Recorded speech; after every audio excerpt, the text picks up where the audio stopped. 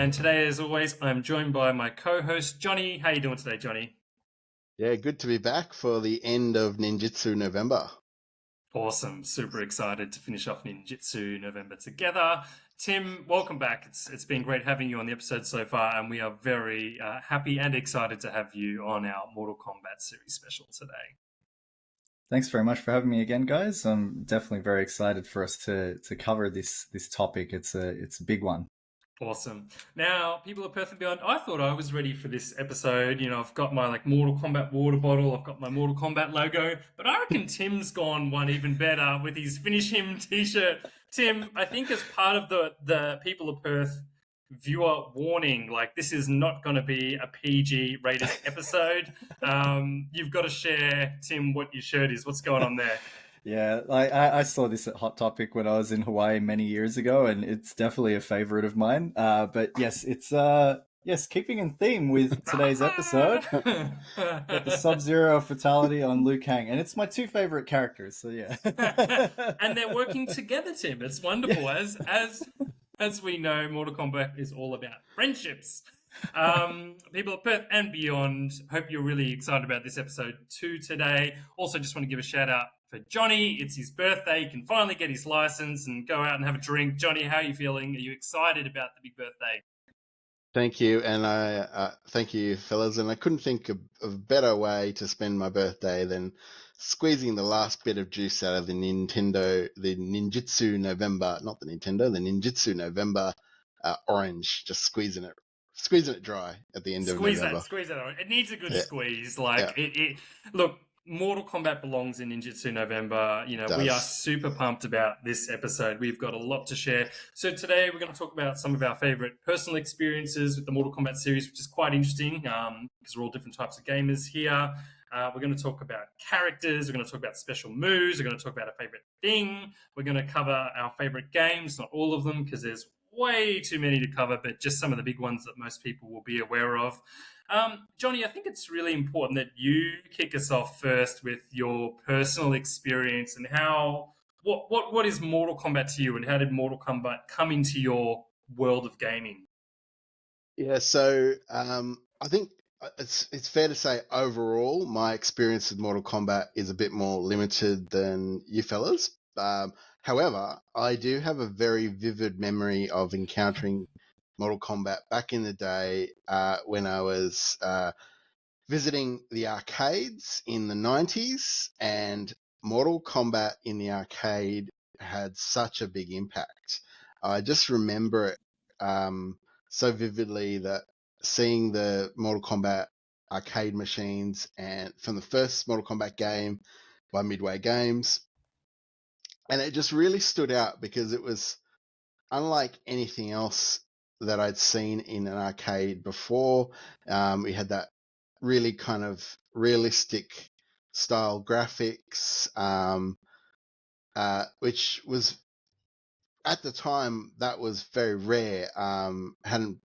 You didn't have kind of your more kind of cartoony graphics, which is what we were used to in the arcades, and the fact that it was so graphic, like there was blood splashing around, all this stuff, as a sort of preteen, early teenager, like this kind of blew people's minds. I just remember friends were just obsessed with. We would have sunk so many $1 and $2 coins into the Mortal Kombat machines just because it was just so kind of revolutionary, John. Yeah, awesome. No, I had a similar experience, but how about you, Tim? What are your personal experiences with the Mortal Kombat series? Look, very similar to Johnny. I remember seeing the first game at Time Zone in Glen Waverley, and just thinking this is really next level. Probably what stood out the most is how photorealistic it was. Definitely the more hardcore fighting game compared to what was out there at the time. But I really wanted to own a copy of this game, and what do you do when you're a kid? You ask for this game at Christmas, and I ended up deciding to ask for Mortal Kombat on the Game Boy, which was a huge mistake. So we're here. Isn't it the same as the arcade version, Tim? It Arcade is. Perfect, they call it, isn't it? It most definitely is not. I just remembered as soon as I loaded the game up, thinking it was incredibly underwhelming. I mean, it's such an attractive looking game, in all of its olive and green glory. But I remembered that, one, it had a reduced character roster, two, because of the limitations of the original Game Boy graphics at the time. Unless you're familiar with their portraits, you potentially might have picked Sub-Zero instead of Scorpion if you're trying to pick a ninja character. But also, I was reviewing and I'd forgotten that they didn't actually have Johnny Cage in it, so he was the missing character. And I kind of thought that if he was in it, it would have been great to have that character, so that I could just nut punch my way to victory with every round. But the problem with this game was that no matter how many times you tried, you just could never get the moves to come out. The controls were super clunky. The game was very unresponsive. The gameplay was super laggy. And so, yeah, like if you thought that if you dreamt of being able to perform any of the fatalities in this game on the Game Boy, that was probably way more difficult a task than even just getting a special move to come out. So yeah, it wasn't going to happen. I can just imagine your shock of like seeing the real deal, like at the arcades, and going, "Yeah, I'll just get the home version and I'll play my favorite character, Johnny Cage." I mean, why they took him out? Like, he's one of the most famous characters of the series, and then going down to like 5 frame rates, like 5 frames a second in the Game Boy version, would just be like absolutely. Oh man, disappointment central. Even just doing an uppercut, like an uppercut would take like anywhere between 3 and 5 seconds for it to finally come out, but they've already blocked it. And so, like the only optimal way to victory, if you wanted to try and finish this game and suffer your way through it, was just to sweep. So yeah, sweeping was the way that I won almost every single fight on Mortal Kombat for Game Boy. Nice. Absolutely love it. Brilliant. Well, my introduction to like the Mortal Kombat games was similar to Johnny's, where I saw it at the arcades first and foremost, and then it wasn't long after that, in my mind, I guess, where I saw it coming to consoles, and I got this on the Super Nintendo, so it was kind of peak time for me as a teenager. And I think the reins had been taken off by my parents in terms of violent gaming or not.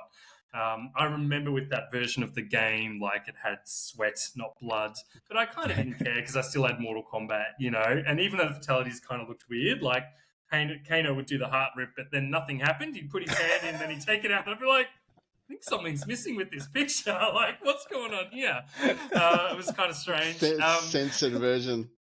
Yeah, it was so bizarre. They're just like, we'll just swap that out to port it across. I can imagine like the efforts to port games and the deadlines on developers those days. But yeah, I had that similar experience where I was like, these characters, they look photorealistic, and everything about the Mortal Kombat franchise is big and loud. Like the announcer's like, fight, and when you go up the tower, you feel this like kind of eerie sense of foreboding. You've got to take your opponents on one at a time until you see he who shall not be named, Goro, second from the top, ready to freak you out. And then you come on to Shang Tsung, who's like an amazing boss. But even the little character intros, I would watch the arcades over and over before I got my hands on this game, just to watch every arcade character intro go through and explain who that character was, watch some gameplay. And I couldn't afford to play it at the time. I didn't, we just didn't have the money to do that kind of thing at that time before we got it later on. And it was like, I'm just going to watch this and watch all the characters, and lots of great memories. And certainly my favorite game of all time. Not the best game to play of all time, and not necessarily the most fun game of all time, but my favorite game of all time. And it also tapped into my love of like karate, which I did at the time as well. So such an impactful series. But we're going to move on to our favorite characters. Tim, you're up first. I'm not going to perform a fatality for stealing my favorite character. It's everyone's favorite character. Well, not everyone's, but I'd say if there's a poll out there, it'd be pretty high ranking. Tell us all about Sub-Zero. Maybe we can change this up a little bit, John. Maybe Yeah. Oh, maybe we I'm can talk ready. about which iteration of Sub-Zero we like, Yeah. and maybe which one's Yeah, best. true. We'll throw in Uh, multiple characters. yeah, that's it. I actually really liked Sub-Zero from Mortal Kombat 3. Ah, okay. We're So getting Mortal Kombat 2 footage today, but he oh, was in that's okay. 3. Yep, yep. I like we'll just backtrack a little bit. I owned Mortal Kombat 1 and 2 for the Game Boy. But I had Mortal Kombat 3 on the Super Nintendo. And so that was like, my main Mortal Kombat game, like which had all the graphics, all the gore, blood, etc. But Sub-Zero in that game was probably my favorite version of Sub-Zero to use. We might have like some complaints about how he's unmasked for the duration of No, that that was game. so cool. He had like the eye scar, and I don't know that that's explained. It was like his mask is off, Scorpion's gone, so he's got to represent, right? Like it's like he's won. His brother's won. You've got to read into the lore, but yeah, That's it. But like I think I just really like that.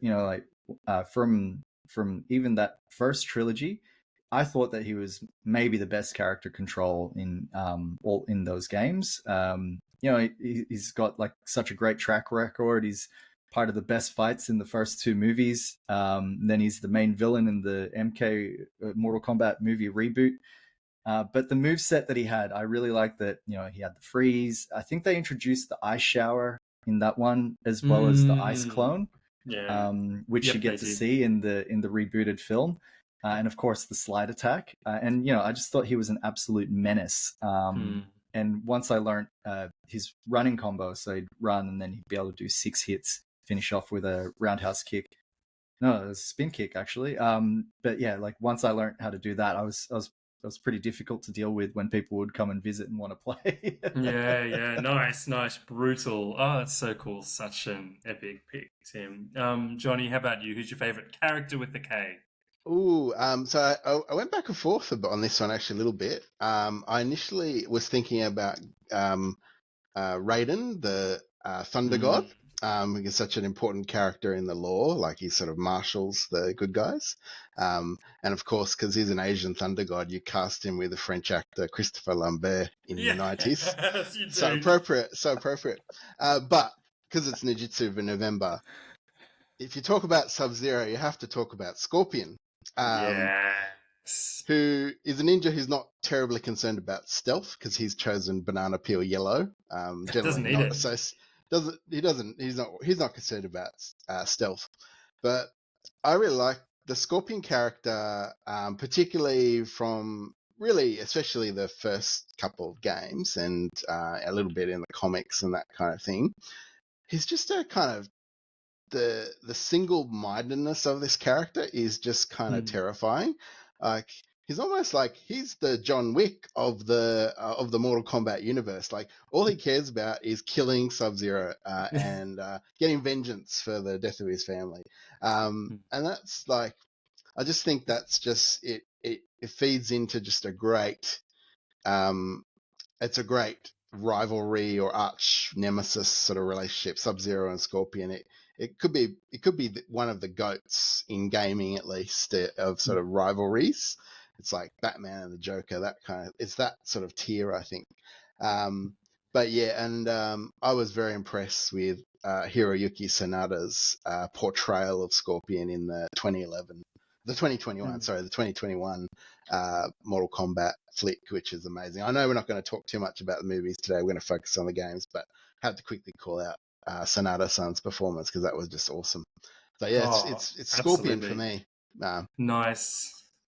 Yeah, the Scorpion Sub-Zero rivalry is like a hallmark of the series, and it's kind of interesting. All of the characters are quite fascinating, and people have their different favorites. But you think with Liu Kang being the protagonist and the one who wins the tournament in the first 2 games, it's amazing how Sub-Zero and Scorpion defined the series. And in the later games, a lot of the marketing is around them because people know they love those two.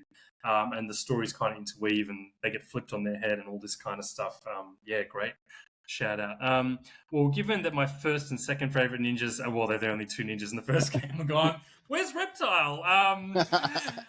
I have to give out a shout out to my favorite character who, when I was talking about the impact Mortal Kombat made on me as a kid, like in terms of the gaming sphere and hobbies and everything, it was actually Goro who had the biggest impact. And I remember the opening screen is when it has the Acclaim logo comes up and Goro either jumps in and he goes raw and then he punches it off the screen. And I remember seeing that and going, this is the best thing ever. You can do what you want with the game. And this is what defined Mortal Kombat to me, kind of outside the combat and the graphics, where you just had like this not human creature that was enormous, a brute force. He was very intimidating. I remember fighting him first couple of times. Fighting him in Mortal Kombat 1 was like, oh shit, it's the Goro fight. Like he gets you and he punches you, and it just takes like a third of your life or whatever, which is really appropriate because he's so powerful and he should be overpowered in that sense. But yeah, Goro is just such an interesting character. I forgive what they did with Goro in the very first Mortal Kombat movie. Part of me is that version of Goro has grown on me, like the giant puppet Goro. I don't know how he works. I reckon you can see the strings. It's weird that he gets nut punched by Johnny Cage, but also awesome. Can't wait to do our special on that next year. We're going to hold off on the movies, like you said, Johnny. But yeah, Goro is just quintessential Mortal Kombat because he's like outside of like Earthrealm, and he's like that iconic figure that they need to take on. I love it, and boss fights are such a really big thing for me and games too. All right, well, we're going to move on to our favorite Mortal Kombat thing, so to speak. And Johnny, I'll get you to lead on this one. What is your favorite thing about the whole Mortal Kombat franchise? And before you say anything, I do just want to say, there's so much to Mortal Kombat. There's the announcer, there's the blood dripping title, there's the ladder, there's the test your mights, there's the spin-off series, there are the backgrounds, the fatalities, the character. Like, there's so much about Mortal Kombat that makes it different. But what is it for you that stands out above all of these things? For me, it was the innovation that they brought in with the stages, that the stages feel quite alive because there's that ability to, especially even from the very first game, there was that ability to interact with the background. Like, for context, if you're playing like Street Fighter 2, the background was really just a background. There might have been a little bit of repetitive animation, but you didn't really interact with that background. But in Mortal Kombat, there were not all stages, but there were stages where the way you chose to play actually had an impact on what was going on in the environment. So I remember the example that sticks in my brain the most is the stone bridge stage, where you're fighting on the bridge, and if you get to the end and you get to the finish him bit, and then if you perform your uppercut right in that spot, your opponent will fly off the bridge and land in a pit of spikes, which was so metal for back in the early 90s, so I just think that's really impressed. That's what's really impressive, that innovation of the Mortal Kombat series, is to make the characters interact with their environment. That hadn't really, I don't think it had been done in other fighting games at that point. I think probably Mortal Kombat was a leader in that sense. Yeah, and I think on that point, that's something you discovered about the game. Like, this is pre-internet times where you're like, oh, if I pull an uppercut on the tower or whatever it's called, and then the first time, or you see someone and you're like, oh no, he's gone through the screen. Like you've pulled off a fatality, and fatalities are often difficult to pull off in the game. It could be fiddly, but that one was almost like a guaranteed. Yep, they're going onto the spike pit, and you just know it's coming, and it's so frustrating. Even more so to lose to your opponent, because you know that on that level, that's what they're going to do to you. And because it was so impressive, I was 9 times out of 10, I wouldn't even try to perform a fatality because it was more entertaining to just do an uppercut and see them fall to the spikes. Absolutely. And I actually remember with the second game that I kind of felt a bit miffed and disappointed with it because it was so cool in the first game. In the second game, they just get knocked onto the ground, although it does like change to do this like 3D view type thing where it shows them go as they're falling. So very cool call out. Johnny. How about you, Tim? I have to say, one pit fatalities and what have you are amazing. But for myself, I wanted to call out the X-ray attacks. Like when X-ray attacks were introduced, having seen that in maybe one other film, I know that they took some inspiration from the Final Destination for the X-ray attacks, but interesting. I remembered seeing in Romeo Must Die when it'd zoom in and it'd show like the internal damage that was caused by either Jet Li or whomever. But yeah, I just think that that particular gimmick, it's maybe one of the most brutal that they've introduced in all the games. Loved how it would zoom in and show everything on like a literally bone-crushing scale. Yeah. You'd see like the teeth get knocked out, skulls getting smashed, spines being broken, eyes being gouged out. Internal organs being rearranged. And, the best part was that if the opponent's health bar was still quite substantial, that still wouldn't be enough to kill them. I know. Like, I remember with the X-ray attacks where, like, it would break multiple parts of their spine. And you're like, this is basically an in-game fatality. And then true to Mortal Kombat, it's like, you're back on your feet, ready for another X-ray attack to finish you off. Just a flesh wound. Just a flesh wound. And it's like, just back up again. Here we go. Just walk it off, There might be like a little bit of cosmetic damage on the face, but like really, like their eyes are still working even though they've been gouged out. Oh, so good.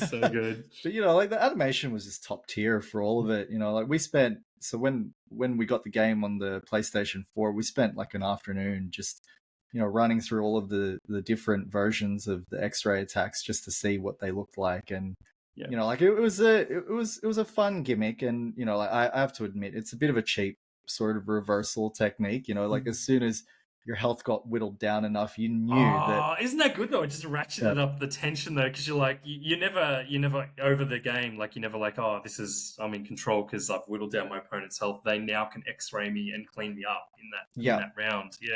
Yeah, it's the same in so many fighting games. Like it just reminds me of like Wake Up Supers, and shout out to my friend who gets absolutely pissed off whenever he sees Wake Up Super. He's like, every time I do it, he's just like, I thought I taught you better than that. The wheel friends. So cool. Well, for me, like there's a lot. I'm very close to picking the fatalities in general because I just think those are so ridiculously cool.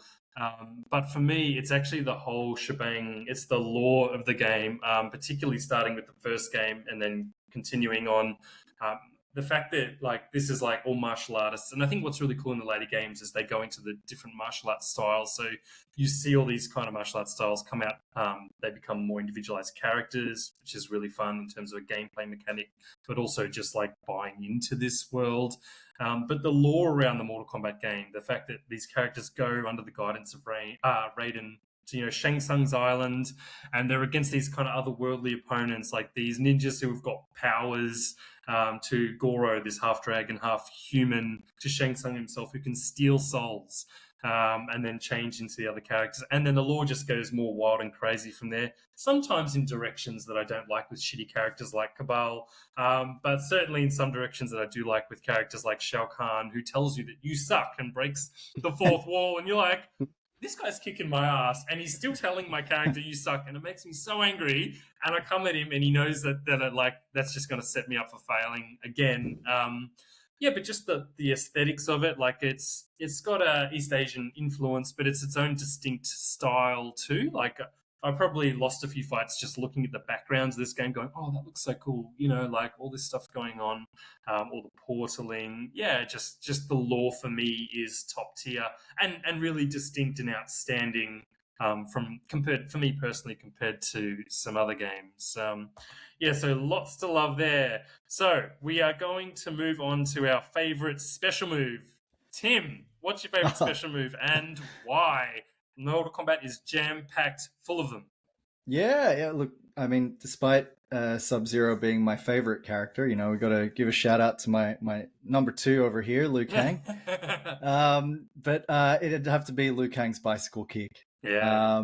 You know, like we first saw that in Mortal Kombat 2, and you know, as soon as I'd seen it and saw him fly across the screen, but like, you know, just repeatedly kicking his opponent, like that move was ingrained in my mind. And so as soon as I owned a copy of the game or later iterations, I would always love using Liu Kang just to execute that. You know, like I think also what's like so memorable about it is that he yells some really absolute gibberish. While he's just like, you don't even know what he's saying. It's like, I thought Raiden had it bad, but these guys, he's clearly learned from Raiden, but has his own gibberish that you're like, what are you saying? And you try to decipher it, but you can't when you're getting kicked in the face 10 times in a row. You just don't know. Like, you know, I tried to Google it, and you know, there is no single answer. You know, like someone thought that they'd heard him say, "Shall me walk over your body a little bit?" Another person thought really that it fast. Was, yeah, and someone thought that it was turkey gobbles that had been recorded. I reckon that's actually pretty fair. I would vote that. And then there was the one that I messaged to you guys last night, but look, you know, we might skip that one, Tim. That one might not be appropriate. Skip that one. I think if anything, people can look it up themselves on YouTube. I'm sure they're all ranked in like a graph or something like this. Yeah, I think he might be saying Santa's reindeer's names. Come Blitzen, come really fast. Yeah. But yeah, like, had fun making that move, didn't they? 100%. And I think like what I liked about it was that, you know, when they introduced that, you know, that's the exciting thing about you know, later installments of game series, you know, when you see a new move, particularly in fighting games. But I think that, you know, adding that kind of helped differentiate him from being sort of like a Bruce Lee clone. You know, gave him something that I thought was uniquely his, and, you know, like, and the sound that he makes, it's, you know, it's classic, it's inimitable. And yeah, just definitely very, very memorable for me. Nice. And I remember with that move, so it came about in Mortal Kombat 2, where all the characters got like one and some got 2 extra moves. To execute that move, it was either low or high kick. You didn't like go back forward. It was, you held it down for an amount of time so you could jump around and then let go and just release the on you. And it was just like so infuriating. I just love that. Like, it was just like a Mortal Kombat thing where it's good at creating these moments of like tension and fun and silliness amidst the gore. Johnny, how about you? Got to be the harpoon throw every time. Scorpion's harpoon, because I have great memories of playing with mates against each other, and you unleash that harpoon, which is, yeah, it was a very simple special move. It didn't take too much. It wasn't too complex to master. And then the iconic back high punch, I think. Yeah. Iconic get over here, and you know, there was no escaping the incoming uppercut, and the expression on your mate's face when you pulled that off was always priceless. Very true. No, it's probably one of the most iconic moves of the game, particularly because like not all moves were called out. Like the Liu Kang and Raiden moves were, and then this is the other one where it was like, get over here. And like, I think every teenage kid was saying that, you know, at school or like to their siblings or, you know, just at some point in their life, because it was so iconic. And it was high damage too. It did damage to get them. Yeah. And then it would reel them in, and you knew the uppercut was coming. And if you didn't pull it off, you could like, you didn't get it kind of thing. You know, it's kind of like, you know, you're frustrated if you don't do the full motion of moves. I was going to call out Raiden's lightning because it's just so wicked when you just like teleport around. It made him feel like a thunder god. But I think I'd be doing the series a disservice if I didn't call out Johnny Cage's Nut Punch, which makes its way into the original Mortal Kombat movie against Goro. So I've got a love-hate relationship with it. But it's so fun. It is just so fun to do. It's awkward to do. It looks awkward on the screen as it would.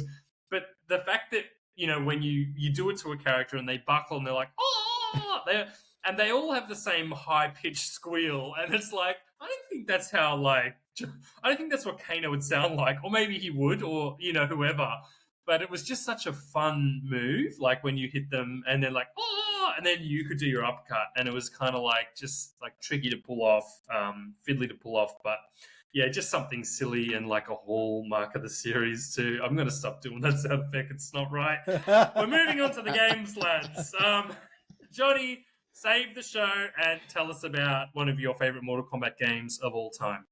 Yes, I have to start with the OG Mortal Kombat, which I mentioned briefly, first experience in the arcade, but then owned on the Super Nintendo. So, like you, John, I owned the censored Super Nintendo version where they just changed the color palette more or less from red to white. So there's all this sweat flying around now instead of blood, which is kind of a little bit. I don't know if that's better for kids, but it is the decision they made, and I find that fascinating because having read up a little bit on the history of this, it was very much tied into the Nintendo Sega console war of the time, and it was Nintendo's little way of kind of dogging their rival Sega, because Sega didn't turn off the blood. Their version of Mortal Kombat, the Sega Genesis, Sega Mega Drive versions had the blood, and it was faithful to the arcade version. And Nintendo kind of used this to their advantage in North America to sort of say that they were more family friendly and to kind of curry favor with the ratings board that was being established at the time, and to kind of deal with kind of parent outrage at the time, in not just in America but also in Australia too. These games did generate quite a bit of parent outrage about exposing children to violence, and yeah, this tied into that. This tied into that through the console war of the time, which I think is fascinating. But yeah, I put many hours into the original Mortal Kombat on the Super Nintendo. I think I played through all the characters to get their ending. I think just about all of them. It was that kind of game. You wanted to see the ending for all of them, didn't you? Yeah. I did that for Street Fighter 2, and I did that for the original Mortal Kombat because it was, you wanted to experience the ending for each of the characters. So yeah, it was a classic one. It was a classic part of my Super Nintendo collection back in the day. And even with the blood turned off, it was still fun, and it was a fun game to play with mates when they came around. Yeah, it was awesome. Of the three that came out on Super Nintendo, because I had it on the SNES as well, I would often hire the first the most. I would just get that one. Even though it had the reduced character roster, it just had established the characters, established the game. I could just keep going back to it. And I think when characters dropped off, like Sonya and Kano, that weren't playable in the second game, was just like, oh, I want to try them out again. And then for me, Goro being one of the best boss fights. But even like looking at the background, watching like Shang Tsung on his throne, he's looking left and right as he's watching the fight. It was such a cool thing. And then there's a later stage where all the crowd are full of monks and like they all clap at the end of the fight as well. It's so cool. But I did exactly what you did, Johnny, in terms of like playing through every single character, getting to the end, seeing their little secret ending, going, oh wow, cool. That's what they like. That's who they are. That's their gig. All that kind of stuff as well. Very cool. How about you, Tim? Mortal Kombat 1 is pretty memorable for you too. Yeah, Mortal Kombat 1, definitely. I would have to say that it's a combination of Mortal Kombat 1 and 2. So I had 1, and I do want to bring up another childhood memory of mine. But around Christmas, when I got Mortal Kombat 1, my parents had also bought me the Booster Boy. I don't know if you guys had ever seen that peripheral. I've never heard of that. Yeah. Oh man, look it up. It was it was an absolute beast of a unit, and I just remember thinking like, this thing is so tricked out. It's got stereo speakers at the top. It's got a magnifying glass with a light so that I could play at night, and then the screen would look bigger. Nice. It had storage for 2 other cartridges at the back, and then the front cover was actually a joystick that would sort of go over the directional pad. So it was kind of like having an arcade style and I thought that this would magically make the game even better. It'd, like, I don't know, it'd make it run faster and look smoother and all that sort of thing. But, like, you know, as soon as I put it in, I was just like, oh man, this game is still hot garbage. It's still clunky. It just magnifies how ugly it is. The sound is like really tinny. But, you know, like I got to experience the joy of that Booster Boy for one day at Christmas. And then I left it for a bit, and then one of the other kids at the Christmas party must have played with it, and they'd actually snapped the back part of the joystick, so that when you would put the cover on, like, the joystick wouldn't actually work. So I've got my suspicions as to which person it was. and you've clearly let that go, Tim, after all these years. No, I don't. I reckon I saw that on eBay. There was just like this snapped Booster Boy going for like $500 or something. I don't forget anything. Yeah. Friendship. But but two would definitely hold a very special place in my heart. So a kid at my school got a Game Boy for his birthday, and he got Mortal Kombat 2, and then he knew that I had Mortal Kombat 1. He goes, oh man, like, let's swap. He goes, I love Mortal Kombat. I go, are you sure you really want to play Mortal Kombat 1?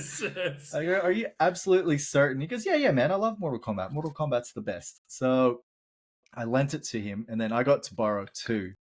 And I remembered being blown away by 2. Like, just the change in experience, the fact that they didn't try to keep it, like, sort of, you know, close to the graphics of, like, say, the strong, you know, the home console ports, allowed it to be faster. The movement was definitely more fluid. The special moves were easier to input. It was not laggy. It had a slightly reduced roster, but, like, that didn't matter because you could actually input special moves. You could execute fatalities, and I think one of the best things that I discovered was that, you know, I think it was either a Nintendo Gaming System magazine or Electronic Gaming Monthly, and it had the list of all the fatality inputs for Super Nintendo, but a lot of those actually worked for the Game Boy version, so I was able to discover, like, how to input those and be able to see all the fatalities in their olive glory. But when I returned the game to my classmate and he gave me mine back, he had nothing positive to say. He just goes, "Here you go, man." Like, nothing positive, and I was just like, I tried to warn you, it is not great. But 2 was, like, definitely my favorite game for the longest time, and I remembered, like, you know, it would be with me on a lot of family trips. We would always drive up to Sydney, or we would go on long drives with relatives. I then lent it to my cousin, and so he took it with him in his family's car, and, you know, we went on the next leg of the journey, and somehow he managed to misplace the cartridge and he couldn't find it. And you know, like, that was like a very heartbreaking moment for me, and it never got replaced, not out of, like, you know, spite or anything like that. I just don't think, like, he you know, like, we're kids, like, you know, what kid is going to have that much money to buy a brand new console game, or sorry, a cartridge. But there is a happy end to this story. You fast forward all the way through to, say, around 2011, and Australia still didn't have R ratings for video games, so the rebooted version of Mortal Kombat had not even reached our shores. This same cousin, so many years later, and when he was financially independent, I would say, he went to America, and then he came back and he said, "Hey, Tim, I've got something for you." And he gave me a copy of Mortal Kombat 9. And then he was saying to me, he just said, "Look, man, like, I know it took a long time, because I did want to pay you back all those years ago. You know, you can't even get this game on shelves here, so here you go. Here's Mortal Kombat." So that was honestly, like, one of the most out of the Mortal Kombat franchise of all things, it's one of the most most sentimental and most touching stories that I have to share of my experience with Mortal Kombat. And you know, shout out to my cousin. You know, it was the most touching thing you could have ever done. Sweet, that's awesome. we're going to cover Mortal Kombat 9 because I've got more to say about that rating, and I imported my copy too.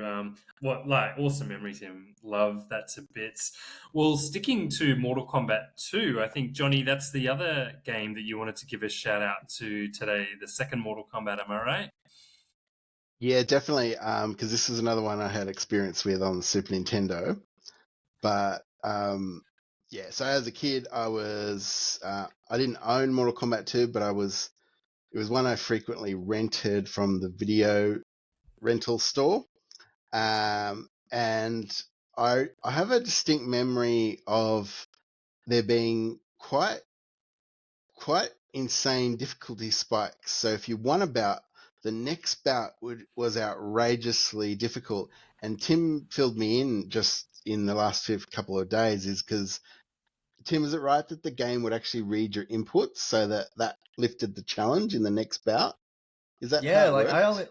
I think that's it. I was reading a little bit about the upcoming the Legacy Collection, and it did say that like some of those earlier games would read your inputs. So yeah, it didn't matter what sort of difficulty setting you had. You Yeah. were in for you were in for a very unenjoyable ride.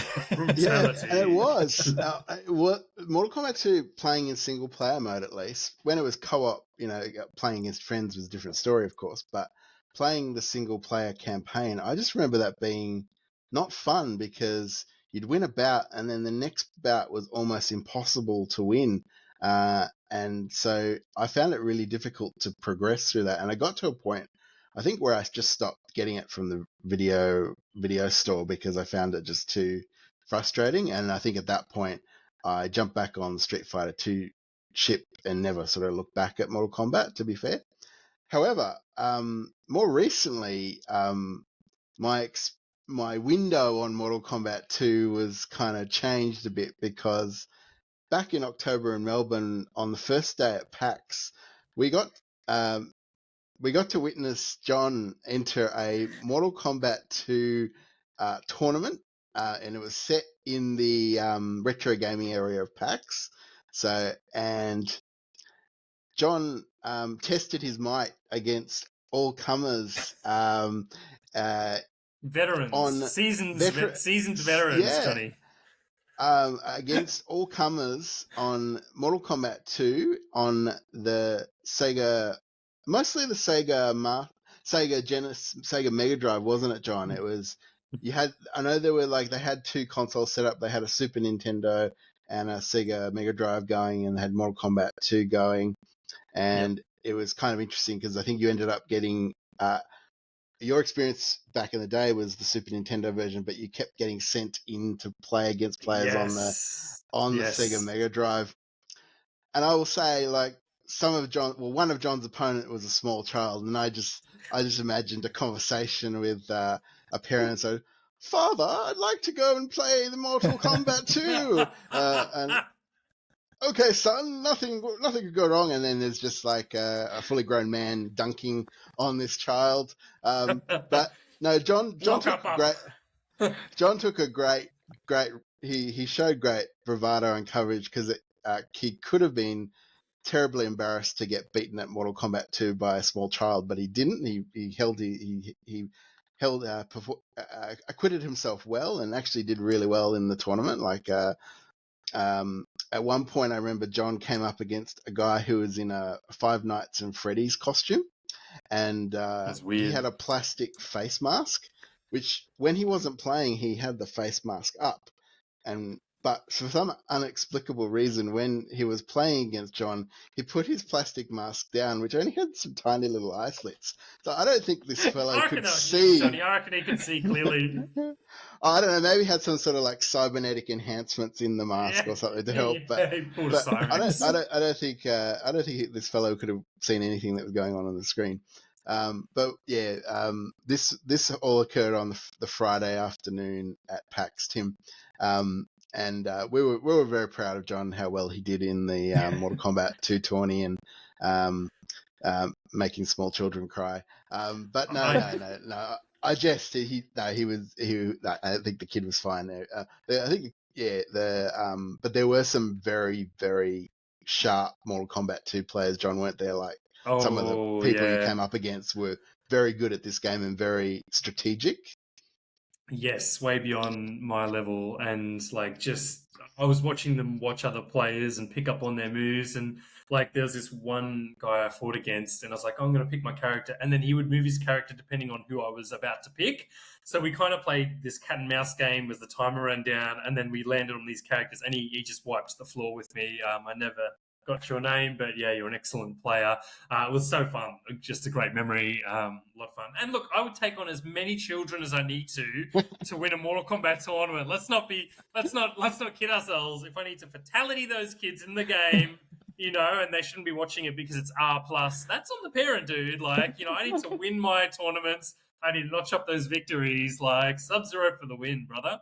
But Mortal Kombat 2, Mortal Kombat 2 was despite that difficulty, and that difficulty was a real bummer, Johnny, and I think that made it even more, I guess, hard to approach in the arcades, where it sucked your money out as well. Mortal Kombat 2 was like a dream come true, because it was like you got an expanded roster, you got more stages, you got more...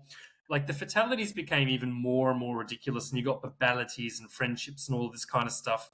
But what I really loved was, like, they gave you Reptile, who was a secret character in the first game who just had Scorpion and Sub-Zero's moves.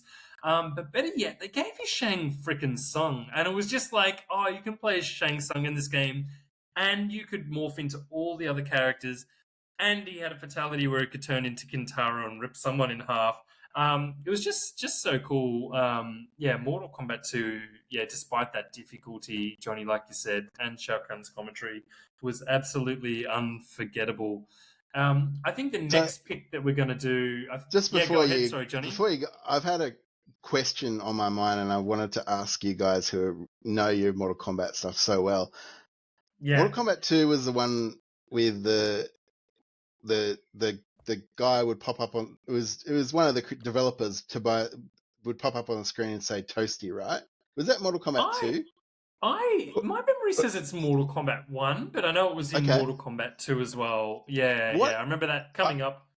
For all my life, I've tried to figure out what actually triggered that. What was happening in the game that triggered that? Do you guys know that? I know. Sorry to put you on the spot, but I've wondered this all my life, and I came today I wonder if I'd get the answer to that mystery. What triggered the pop up on the screen and the toasty? Yeah. I actually can't answer that, because I know that with the second one, I was like obsessed about how to unlock Jade and Smoke. Like, they would pop up in the background in the dead woods. Yes. And you'd be like, oh, if I do these things, I'd get these characters, you'd fight against them.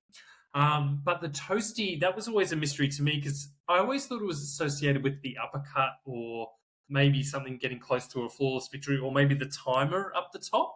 I don't know. Tim, do you?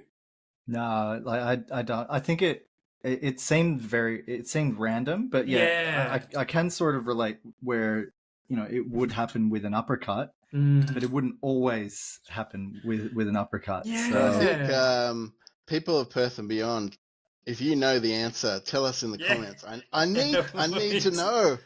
Yeah. It was just one of those mysteries in the game where you didn't know until you read about it, or you learn it later as an adult. And then you'd be like, why was this weird shit happening in the middle of my game? And you're like, what did I do right? And then you try and replicate what you did, and it wouldn't happen. And you're like, is it the stage? Is it the timer? Is it the health bar? I don't know what's going on. It's such an odd breaking of the fourth wall in any game that it's always been a fascination of mine to understand what it was that was triggering that. And maybe it was just random, I don't know, but I'm so keen to find out now. Well, that's one for you people, Perth and beyond. Let us know in the comments below. I think the next game we do need to move on to is the Mortal Kombat 9, which came out in 2011, which is a remake of the first 3 games in the trilogy, and the one Tim was talking about earlier. This is absolutely an outstanding game in the series for a whole number of reasons. First and foremost, the single-player experience weaves all 3 of the first games together, but does it with like modern, CGI, FMV, and with like character interactions, and you can choose your characters in some in some parts of the game. So for me, it was like a dream come true when this came out. I was like, oh, they've rebuilt the entire original trilogy. And this is particularly was really cool because the trilogy, well, the series had kind of gone off track. It had done all these things like Mortal Kombat Deception and MK Mythologies. And this was like the first kind of 3D but 2D style of fighting where you weren't moving forward and back in the arena like you did in Mortal Kombat 4. So it was kind of like the ultimate game to come out. And I have like really fond memories of this game for a lot of reasons, but I loved what they did with like mixing some things up with the story. So for example, Cyrax, who's one of the cyber like ninjas in the third game, you actually get to spend a bit of time with him as a human. And he's got a skin as a human. All his moves are like human version. So his bombs are like little potions, like little flash bombs. And it's very cool. And then it's only later in the game that he becomes cybernetic Cyrax. And it's like, oh, this is wicked. Like, this is like now rather than throwing it at, he's shooting it out of his stomach. It was just like, oh, that kind of blew my mind. There was also like the allusion to like, I think in the lore previously that Kung Lao got defeated by Shao Kahn, but you see it in this game. Like you play as Kung Lao, and story spoilers, you're playing through your fights, you beat like Quan Chi and Shang Tsung and Scorpion, and you're just like, oh, he's the ultimate. He's going to be the one who fights and defeats Shao Kahn in this iteration of the game. And then they kind of pull a Johnny Cage Mortal Kombat 2 movie death where like he's got like a cameo appearance and then dies to Shao Kahn unfairly. And then last of all, like it just introduced, like you were saying, Tim, the X-ray system, which gave an added layer of depth to the fighting mechanics and added tension. But this game, I was so upset when it came out because Australia it couldn't rate it. I don't remember correctly, Tim, what happened, if it was R-rated or it wasn't allowed to be rated because it was too violent. So it was like, I can't get it. And then I remember importing it on like just through, I don't know, Amazon or whatever it was, eBay at the time, and getting it and going, am I going to jail for this? Like, you know, like, but I've got it and I'm playing it and it was the best thing ever. And I'm like, but can I tell people I'm playing this game? It was just so cool. Tim, you played a bit of Mortal Kombat 9, the 2011 remake. Yeah, what are your thoughts on it?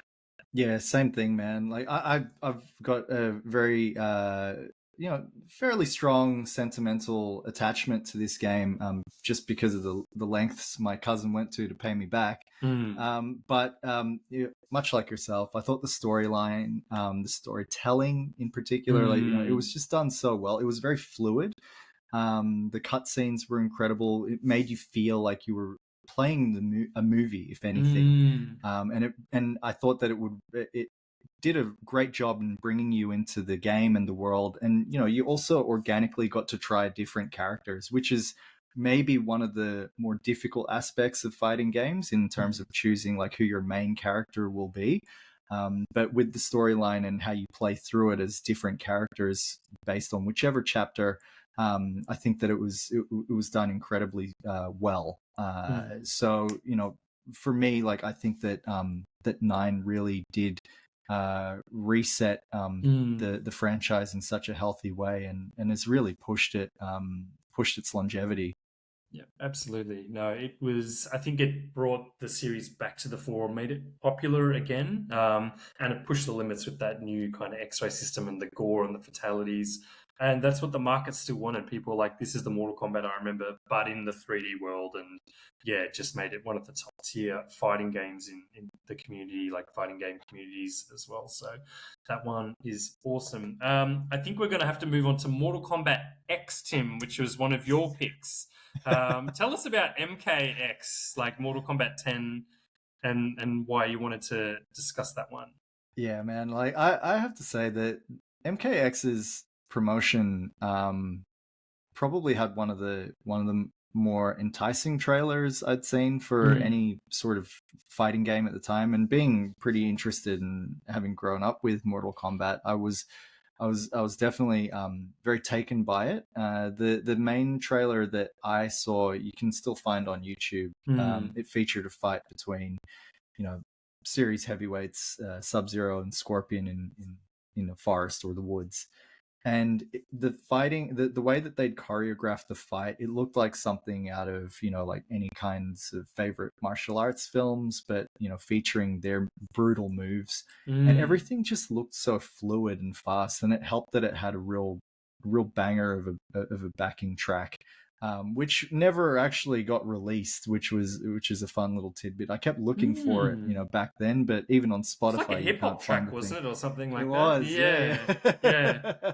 And like when it ends with the final lyric, I think it ends with him saying like, "Who's next?" And I was just like, yeah, that's and actually like you're real... next or something like that, or who's next? Absolutely, it's just such a great little tidbit. And again, it just made me very excited for the game to come.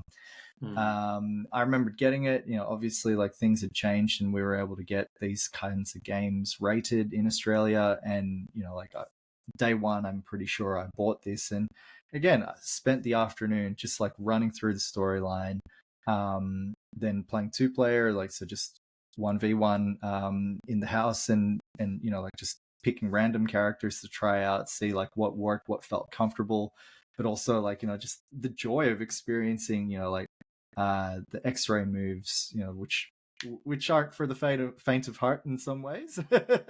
But also I think there was one that really shocked us, pun not intended, but I'm pretty sure that it was Raiden. And then if you do like one of his electric shock attacks, it can end a fight. It's with a brutality, and then the body just explodes. Yeah, they did introduce that where some moves would turn into a fatality. It was just like an amplified version of the move. I remember getting towards the end of the fight. My wife, she decided to try that particular move, and when the body just exploded, I think her jaw was like on the ground. I didn't mean any of this. Just wanted to zap ya. Like, what is this? But it definitely, like with 9, picking up in popularity and being so difficult to get a hold of at the time. I think 10 was where a lot of people who were probably interested but weren't able to get 9 had sort of either started looking into the franchise or had been brought back even to the franchise because everything about it was just so good. And it looked great on the then next generation consoles. I remember this being, like one of my favorite games on the PS4 at the time. And it again, the series just went from strength to strength because it went from 10 to 11, and obviously we've got 1 now. No, I agree with all that. Like, I remember it coming out on PS4. I had it on my PS4, and it was a step up from the remake, quality-wise, and that initial trailer was, really outstanding. It was kind of, edging towards, this is, the realistic graphics. This looks incredible. It looks so, you could feel the moves almost. But I think what was really cool about this one in particular was they introduced, the combat kids. So they brought up Johnny Cage's daughter and Jax's daughter, and they teamed it up with, Kung Lao's younger cousin Kun Jin, and then Takeda, who had been trained by Kenji and Scorpion, which is the most awesome mix of all time. So there were some really cool things. Although the boss Shinnok was shit. Don't bring Shinnok back. That was just a boring Shang Tsung. We move on from that one. And then the final game we wanted to give a shout out today, particularly I wanted to because this is the latest game. This is the reason I bought an Xbox Series X and I crossed into the latest generation, is Mortal Kombat 1, which is also another reboot. 2023, it's kind of bizarre to think about the original remake and how long that's been, Tim, and that, the three of us have played the original games. Now this game is being remade again, which it really needed to in some ways, because you can only do so much with the story. This game has got a lot of hate online for different reasons. But I think the mechanics are really sound. The fighting styles of all the characters are just so unique and interesting. The roster itself was quite good. They drew on a lot of characters. I think it's from Mortal Kombat 4 and the Deception Armageddon era. So you saw characters like the vampire Nitara. You saw Reiko, who was Shao Kahn's bodyguard. we saw a lot of these characters come front and center and have more in-depth and interesting story arcs. They're good to see those fleshed out as well. This game also looked beautiful. Like it again looked like a step up from X and 11, ushering in the new generation as well. I don't know that games can look much better than this. But probably what I like most about it is it's a retelling of the whole series in a new way. So Liu Kang is the Elder God, as per the outcome of the previous game events. And he resets the world. So he's like, I'm just going to start the world again and make it peaceful, because peace is what Mortal Kombat's all about. And then Kung Lao and Raiden are like they're peasants on a farm, and they're mates, and they're hanging out. And I think one of the first fights is them like having a drink at a tavern after like a little competition they set each other, and they get attacked by Scorpion and Sub-Zero. I think Smoke as well. He's further fleshed out. And the story, it's actually quite interesting. It's, I think, one of the things that the modern Mortal Kombat games does really well is the single-player experience. That makes it stand out with the excellent storytelling, like you were saying, Tim. But just the things that get flipped on their head, like Scorpion and Sub-Zero are actually brothers in this one, not rivals from different clans. And then Sindel and Shao Kahn. Sindel has the upper hand over Shao Kahn, rather than being like subversive to him and captured by him. And so that's quite interesting. Melina's the true heir to like the throne, not Katana. So they do a lot with that. Yeah, really like it. Have either of you seen this game, or you kind of Mortal Kombated out at this stage? You know, there's about 100 games, and the core fatality and gore hasn't changed. Tim, is this something you might look into? I know you're a big Street Fighter fan. But is there any interest for you for this, or are you kind of like, nah, I'm done? Like, I like the old stuff. I think having spent this afternoon talking about a lot of Mortal Kombat games and our experiences growing up, I could see myself playing this one. And cool. I think one of while I'm browsing the Steam page here, one of the great things about the Mortal Kombat franchise is also a lot of the DLC content. Yes, Conan. And yeah, just looking at all the different DLC characters that are available for this, it is very fun. You know, like it appeals to me because of all the properties that Warner Brothers are able to access and put in these games. And you know, you get some really wild mix-ups. And I think even from Mortal Kombat X, you were able to get the Terminator. You were able to get a Predator as well at some stage. So the Ninja Turtles made an appearance. All four Ninja Turtles. Yeah, they were in there. So was it that one, or was it were they in Injustice Gods Among Us? Maybe Injustice Gods Among Us by the same developers, but had to put them in there. Awesome DLC. So yeah, I think I could see myself playing one though. Long story short, there. Yeah, nice. I think to wrap up, because we've covered a lot of Mortal Kombat games, we're not going to do MK Mythologies or that bullshit Jack spin-off one either. What we are going to do is going to whip out some rivalry and hopefully not fatality each other. Johnny, tell us why, because you need to share this, why you're a Street Fighter man. In terms of the Mortal Kombat series and what Street Fighter leads to compared to Mortal Kombat. Yeah, look, John, like I wouldn't say now I'm a big Street Fighter fan, but when I was playing fighting games, which was, let's be honest, in the 90s and into the early 2000s. But it's your 18th birthday, Johnny. Yeah, that is true. That is true. Let's putting that to one side, John.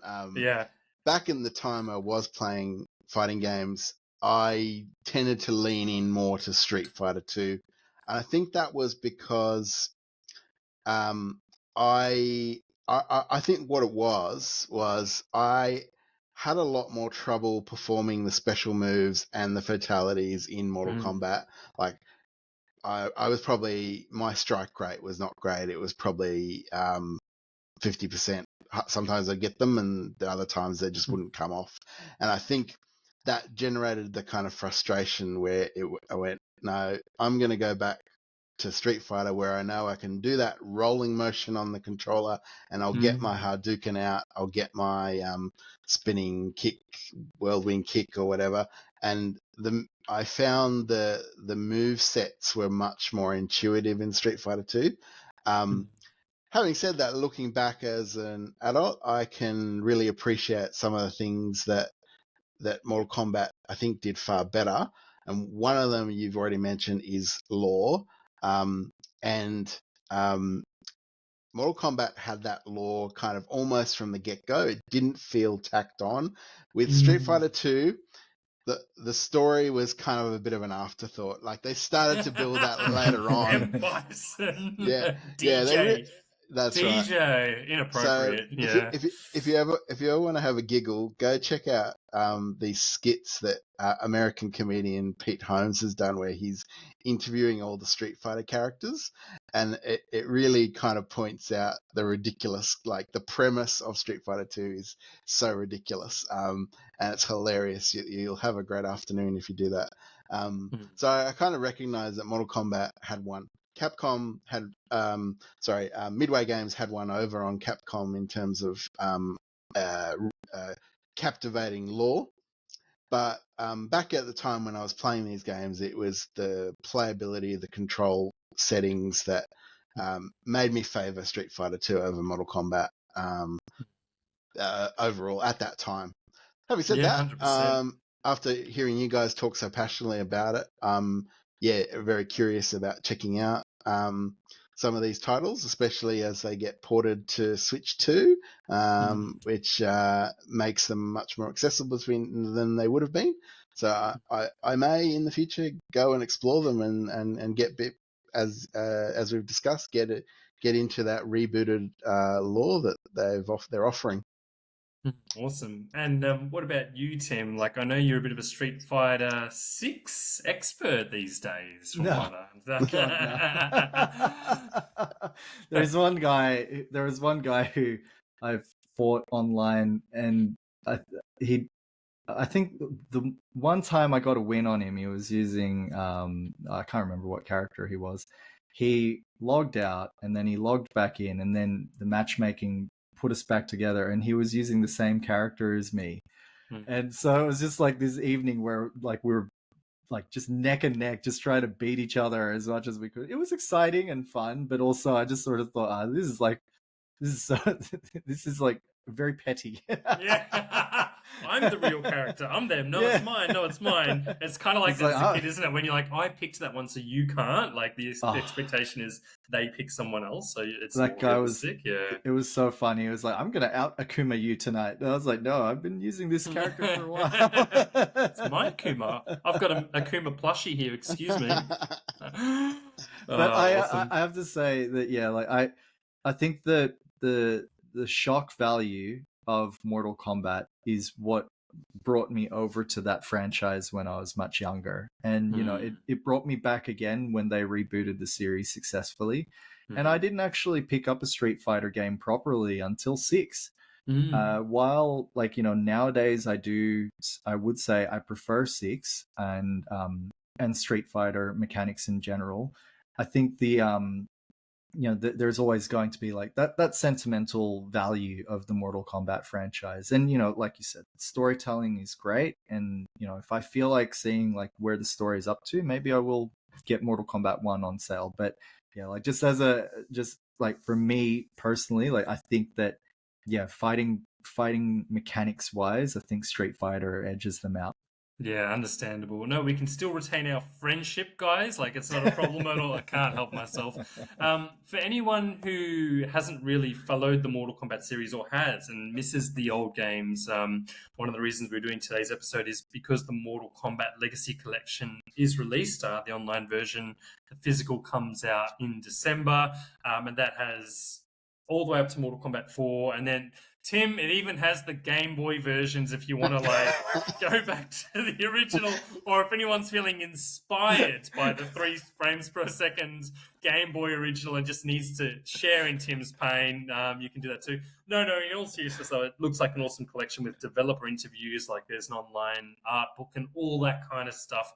Hopefully it gets updated. So that's out there in the world on all consoles and Steam as well.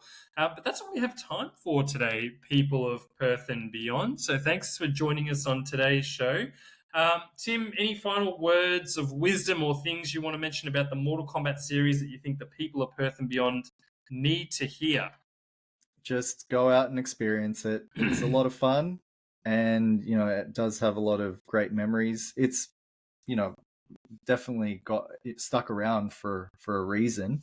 But I guess like the last thing I'll say is now we begin the countdown to the release of the Mortal Kombat 2 movie. Yes, yes. So we'll be covering that in April when that comes out, including the originals. So hang tough with us there. Johnny, any final words to the people of Perth and beyond around the Mortal Kombat series that you want to share? Yeah, I just want to say how great it's been in the space of 2 months. Both you and I, John, we've got to have a series spotlight on our favorite gaming franchises. So I got to cover Metroid, which is my favorite gaming franchise of all time. You finally got to cover, after almost 3 years of the podcast, you've finally got to cover Mortal Kombat in series spotlight detail. So I think that's fantastic. And thank you, people in Perth and beyond, for coming on the journey with us where we talked about our favorite gaming franchises. Awesome. No, good call out, Johnny. No, we appreciate it. We love what we do on this podcast. For those of you who do watch, we really appreciate you connecting with us in that way. Keep eyes out. We've got more episodes to come. But until the next one, that's all we have for now. See you later. See you guys.